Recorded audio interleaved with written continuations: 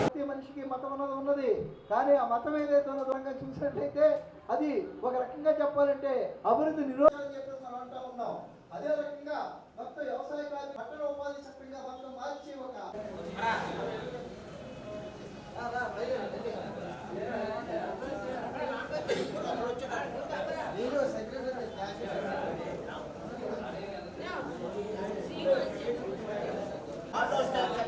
శ్రీనివాస గారు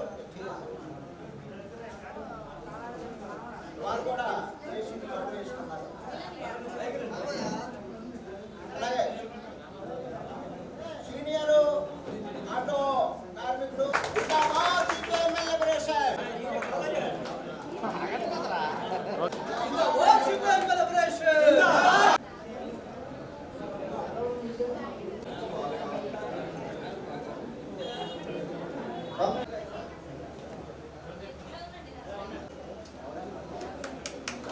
కొత్తగూడ శ్రీనివాస్ గారు ఆటో కార్మికులకు కానీ అలాగే భవన నిర్మాణ కార్మికులకు కానీ వీళ్ళకు ఉన్నటువంటి సంక్షేమంతా కూడా గత ప్రభుత్వం మొత్తం వాడేసుకోవడం జరిగింది.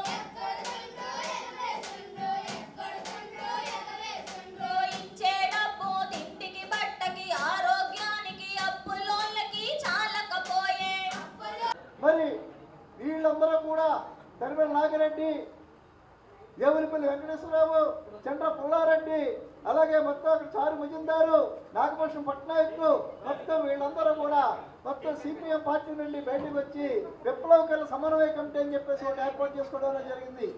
ఆ విప్లవకాల సమన్వయ కమిటీ మనం నడిపిస్తున్నటువంటి క్రమంలో ఆ విప్లవకాల సమన్వయ కమిటీలో మనం ఉద్యమాలు ఏదైతే ఉన్నదో కేవలం కమిటీ ద్వారా నడిపించలేము. మనం విప్లవాన్ని విజయవంతం చేయాలంటే మనం అంటూ పార్టీని ఏర్పాటు చేసుకోగలగాలి. ఇప్పటికే నక్సల్బరీ ప్రాంతంలో విపరీతమైనటువంటి పోరాటాలు జరుగుతూ ఉన్నాయి. సంతాల తెగవారు ఏదైతే ఉందో ఉద్యమం చేస్తూ ఉన్నారు.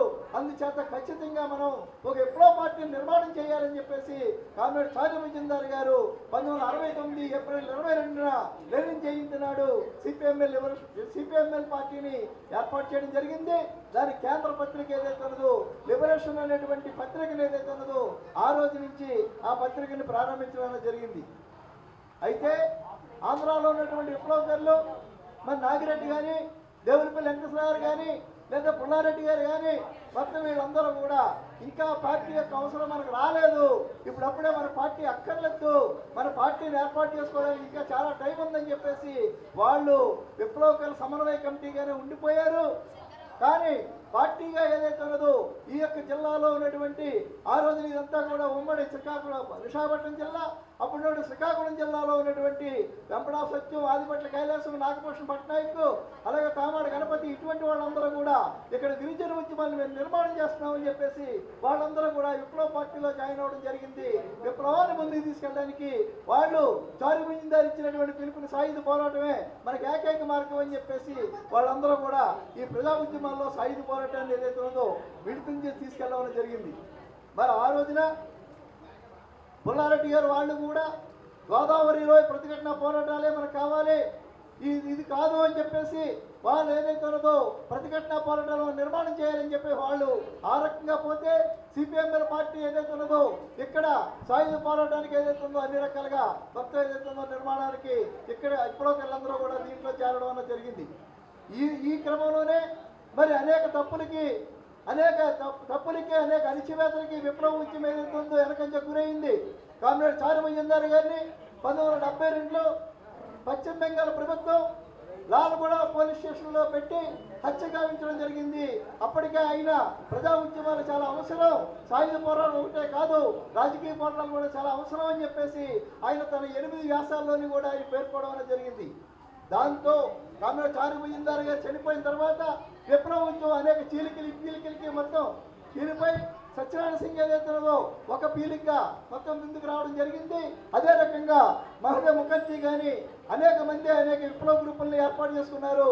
ఆ క్రమంలో మరి సిపిఎంఎల్ లిబరేషన్ పార్టీగా 3 సభ్యులతో 1972లో కామ్రేడ్ జవహర్ గారు, కామ్రేడ్ స్వదేశ్ భట్టాచారి గారు, కామ్రేడ్ వినోద్ మిశ్రా గారి నాయకత్వాల్లో ఒక కేంద్ర కమిటీ ఏర్పడింది. విప్లవ నాయకులందరూ కూడా జైల్లో పడ్డవాళ్ళు జైల్లో ఉన్నారు, ఎన్కౌంటర్లు అయిపోయారు, చల్లా చెదరైపోయింది, దేశం అంతా కూడా అతలాకుతలం అయిపోయింది. విప్లవ ఉద్యమాన్ని అంతా కూడా అణిచివేశామని చెప్పి ఇందిరాగాంధీ గారు వాళ్ళు ప్రగల్భాలు పలుకుతున్న క్రమంలోనే మళ్ళీ పార్టీని ఏదైతే ఉందో పునర్నిర్మాణం చేయడం వల్ల జరిగింది. ఆ క్రమంలో కామ్రేడ్ని జవహర్ గారిని భోజ్పూర్ జిల్లాలో అక్కడ ఫీల్డ్లో దారా మిలిటరీకి మనకి జరుగుతున్న యుద్ధంలో అక్కడ కామ్రేడ్ ఏదైతే ఉందో జవహర్ గారు చనిపోవడం జరిగింది. తర్వాత వినోద్ మిశ్రా గారు కామ్రేడ్ సెక్రటరీగా మనకు ఎన్నికవడం అనేది జరిగింది. ఆ క్రమంలోనే పార్టీని మనం అనుకున్నాం. పార్టీలో ఏదైతే ఉన్నదో ఈ పార్టీలో అనేక రకాలైనటువంటి విప్లవ ఉద్యమాలను ముందుకు తీసుకెళ్లడంలో మనం అనేక తప్పులు చేశాము. ఆ తప్పులు సరిదిద్దుకొని మనం ముందుకెళ్ళాలి. ఆ తప్పులు ఏమిటి అన్నది ఏదైతే ఉందో అందులో వర్గశత్రు సంహార యుద్ధాన్ని ఏదైతే ఉన్నదో మనం అటువంటి పిలుపులు ఇవ్వడం తప్పు. ఆ రోజున ఆ పరిస్థితులు బట్టి ఆ కాంగ్రెస్ వాళ్ళు ఇచ్చారు. అందుచేత మనం ఇటువంటి పిలుపులు ఏదైతే ఉందో పునరాలోచించాలని చెప్పని మనం ఎటువంటి పరిస్థితుల్లోనూ కూడా మన ప్రజా సంఘాలు నిర్మాణం చేసి ఒక పార్టీని రాజకీయ పార్టీగా మనం నిలదొక్కోవాలని చెప్పేసి మన పార్టీ నాయకులు ఆ రోజు నుంచే మొత్తం క్షాళ ఉద్యమాన్ని మొదలెట్టి మనం చేసిన తప్పులేటని చెప్పేసి చాలా ధైర్యంగానే ఎదుర్కోవడం జరిగింది. ఆ క్రమంలో వాగాడంబరులు అలాగే పిడివాదులు ఇటువంటి వాళ్ళందరూ కూడా పార్టీ నుంచి బయటికి వెళ్ళిపోయారు. అయినా పార్టీ ఏదైతే ఉన్నదో నిలదొక్కుని మరి ముందడుగు వేయడం అనేది జరిగింది. ఆ రకంగా 1992లో వచ్చేటప్పటికి మరి అక్కడ సోవియట్ యూనియన్ కూలిపోయింది, కమ్యూనిస్టుల పని అయిపోయిందని చెప్పేసి అన్ని రకాలుగా కూడా ప్రచారాలు చేస్తున్నటువంటి క్రమంలో ఎటువంటి పరిస్థితులను కూడా కమ్యూనిస్ట్ కమ్యూనిస్టుల మీద జరుగుతున్న ప్రచారాన్ని మనం అడ్డుకోవాలి అంటే ఖచ్చితంగా మనం రహస్యంగా ఉండడం కాదు, మనం కూడా ఓపెన్గా రావాలి, మన పార్టీని ఏదైతుందో బహిరంగపరచాలని చెప్పేసి 1992 డిసెంబర్లో జరిగినటువంటి ఆల్ ఇండియా మహాసభలో, కలకత్తాలో జరిగినటువంటి మహాసభలో ఎక్కడైతే సిపిఎంఎల్ పార్టీని ఎలా చేసి షహీద్గా ఉంటుందో అదే గ్రౌండ్లో మళ్ళీ సిపిఎంఎల్ పార్టీని ఓపెన్ చేసి ఆ రోజున మహాసభలో ఏదైతుందో తమ్ముడు వినోద్ మిశ్రా గారు మొత్తం ప్రధాన కార్యదర్శిగా ఎన్నుకోవడం జరిగింది. మరి ఆయన దురదృష్టవశాత్తు మరి ఆయన పార్టీని అన్ని రకాలుగా మొత్తం తీర్చిదిద్దాడు. పార్టీలో రాజకీయ ఉద్యమాలు, బహిరంగ పోరాటాలు, చట్ట వ్యతిరేక పోరాటాలు, చట్ట అనుకూల పోరాటాలు, పార్లమెంటరీ పోరాటాలు, పార్లమెంట్ వ్యతిరేక పోరాటాలు అన్నింటినీ కూడా మిళితం చేసి ముందుకెళ్ళినప్పుడే భారత విజయవంతం అవుతుంది. భారతదేశంలో మార్క్సిజాన్ని మక్కిగా మనం అమలు చేయలేము. మార్క్సిజాన్ని భారతదేశ పరిస్థితులు తగ్గట్టుగా మనం అమలు చేయాలి. భారతదేశ పరిస్థితులు తగ్గట్టుగా జాతుల ఉద్యమాలు ఉన్నాయి, భారతదేశంలో కుల ఉద్యమాలు ఉన్నాయి. ఈ ఉద్యమాలన్నింటినీ కూడా మనం పరిగణలో తీసుకొని మార్క్సిజాన్ని ఇక్కడ ఇంప్లిమెంట్ చేయాలని చెప్పేసి ఆ రకంగా మనం ఆయన ఏదైతే ఉన్నదో మన పార్టీని ఒక రకంగా చెప్పాలంటే ఉన్నతమైన తీర్చిదిద్దడం అనేది జరిగింది.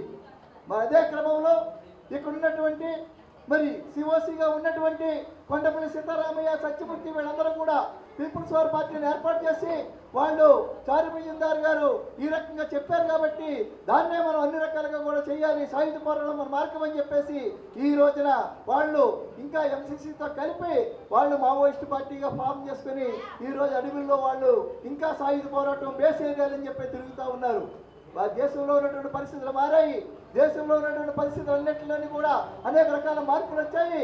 ఆ మార్పులు తగ్గట్టుగా మన పార్టీని కూడా మన పందాలో కొన్ని మార్పులు తీసుకురావాలి. పూర్వకాలం ఆ రోజున చెప్పినటువంటి అర్ధ భూస్వామ్య వ్యవస్థ ఏదైతే ఉన్నదో అది కాదు. ఈ రోజున అర్ధ పెట్టుబడిదారీ వ్యవస్థ, వెనకబడిన పెట్టుబడిదారీ వ్యవస్థ ఇవాళ గ్రామాల్లో రాజ్యం వెళ్తా ఉంది. ఈ రోజున భూస్వామి వ్యవస్థ ఏదైతే ఉందో దాని యొక్క అహంకారాలు ఉన్నాయి, దాని విశేషాలు ఉన్నాయి, కానీ పెట్టుబడిదారీ విధానం ఏదైతే గ్రామాల్లోకి వస్తూ ఉంది. ఆ రకంగా మొత్తం భారతదేశం యొక్క నైసర్గిక స్వరూపంగా మారిపోతూ ఉంది.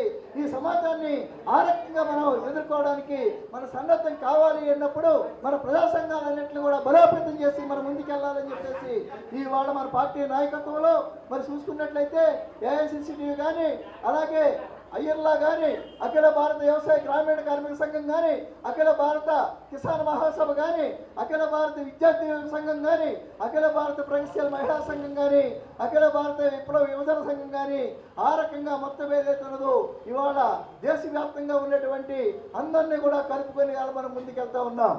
నేను ఒకటే చెప్పదలుచుకున్నాను, పార్టీ మంచిదైనప్పుడు, విత్తనం ఏదైతే ఉన్నదో మంచిదైనప్పుడు అది మహావృక్షం అవుతుంది, అది విస్తరిస్తుంది. ఆ రకంగా మన పార్టీలో మొత్తం అన్ని రకాలుగా కూడా సిపిఎంఎల్ లిబరేషన్ పార్టీలో అనేక మంది నాయకులు చనిపోతే, అనేక మంది చల్లాచెదరు అయిపోతే ముగ్గురు మనుషులు మట్టి మాత్రమే, ముగ్గురు కాంగ్రెస్ పార్టీ మాత్రమే కేంద్ర కమిటీని ఏర్పాటు చేశారు. ఆ రోజున కేవలం బీహార్లోనే కొన్ని జిల్లాల్లో ఉన్నటువంటి పార్టీ ఈ రోజున మనం చూసినట్లయితే కేంద్ర కమిటీ 76 మందితో ఏర్పడ్డది.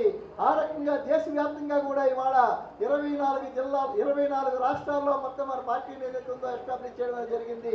బలమైనటువంటి ప్రాంతాలుగా బీహారు, జార్ఖండ్, బెంగాల్, యూపీ, ఢిల్లీ, అట్లాగే మనం అస్సాం, ఈ అన్నింటిలో కూడా బలమైన పార్టీగా మనం ఉన్నాము. ఇక్కడ ఏదైతే ఉందో దానికన్నా కొంత తక్కువ మోతాదులోనే మనం ఉన్నాం ఒక రకంగా చెప్పాలంటే.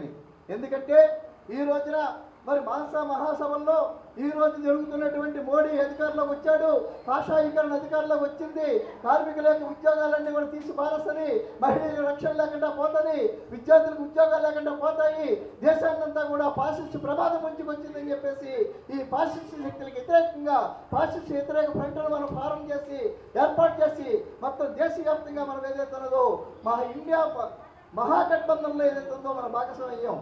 ఇండియా కూటమిలో మనం భాగస్వామ్యం అయ్యాం.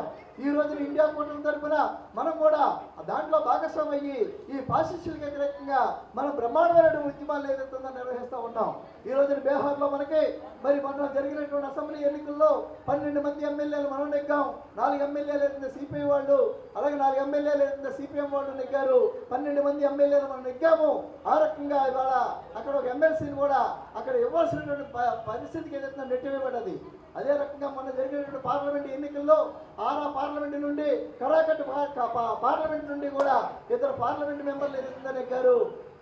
చాలా మంది అంటూ ఉన్నారు పార్లమెంటరీ ఎన్నికల్లో వీళ్ళు పోటీ చేస్తున్నారు, పార్లమెంటరీ పందాలో పోతున్నారని మనం ప్రతిదీ కూడా పోరాటానికే మనం వెళ్ళేది. పార్లమెంట్ బయట, పార్లమెంట్ లోపల, పార్లమెంట్ బయట, పార్లమెంట్ లోపల మనం పోరాటాలు ఏదైతే ఉందో కొనసాగిస్తూ ఉన్నాం. అధికారం ఉన్నప్పుడు ఏదైతే ఉన్నదో ఒకలాగా, అధికారం లేనప్పుడు ఒకలాగా కాదు. అధికారం దేనికోసం అంటే పోరాటాల కోసం అధికారం కావాలి. గ్రామ సర్పంచ్ ఎవరైతే ఉన్నారో, గ్రామంలో సర్పంచ్, మండలంలోకి వచ్చే ప్రతిపక్ష నాయకుడు, మండల ప్రెసిడెంట్ ఎవరైతే ఉన్నారో మండలంలో ప్రెసిడెంట్, జిల్లా పరిషత్కి వచ్చే ప్రతిపక్ష నాయకుడు. అదే రకంగా ఇవాళ మనం అధికారాన్ని హస్తగతం చేసుకోవడానికి, మన యొక్క ఉద్యమాన్ని ముందుకు తీసుకెళ్ళడానికి మనం ముందుకెళ్తా ఉన్నాం. ఈ రోజున మన పార్లమెంట్లో ఉన్నాం కాబట్టి మరి ఇవాళ బీహార్లో జరుగుతున్న ఓట్లు భోగోతాన్ని ఏదైతే ఉన్నదో, ఓట్లు భోగోతాన్నంతా కూడా మన పార్లమెంటు సభ్యులు ఖచ్చితంగా వ్యతిరేకిస్తూ ఉన్నారు.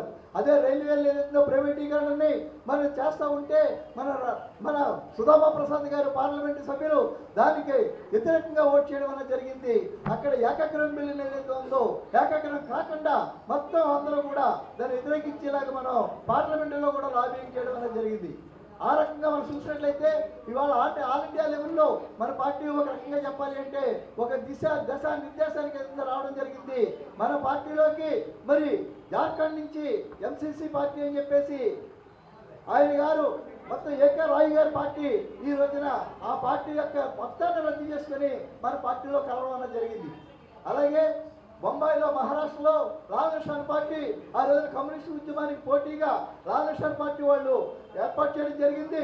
ఆ లాల్ నిషాన్ పార్టీ ఈ రోజున ఖచ్చితంగా భారతదేశాన్ని విప్లవాన్ని ముందుకు తీసుకెళ్ళడానికి సిపిఎం లిబరేషన్ పార్టీ మాత్రమే కృషి చేస్తూ ఉంది.